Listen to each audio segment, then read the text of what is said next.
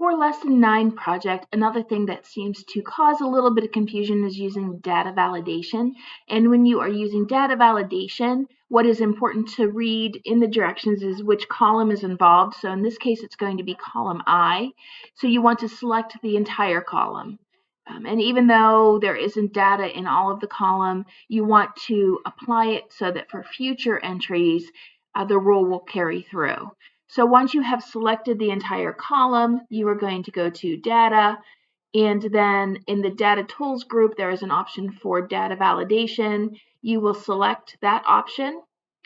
When this box opens, the first thing you're going to do is change this to whole number, and then you want it to be between, so you can leave that as is. The minimum is 2,000. The maximum is 2,099. Then you're going to click the the input message box. And for the input message box, you are going to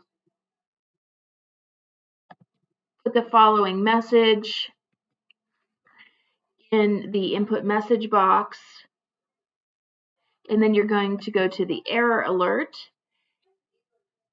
And with the error alert tab, you are going to you're going to leave it as stop.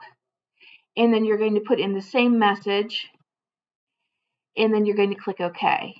So this is the input message box, which is alerting users of what needs to be entered. But in order to see that yours has worked, when you go to that cell, and this is how I test it when I grade, if you type in something earlier than 2000, like 1988, when I press enter, I get the stop box. It tells me that I cannot enter that date because you have created data validation.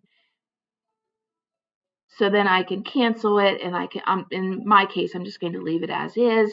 The other thing that you need to do for this project that I will definitely be looking for is you need to filter your data.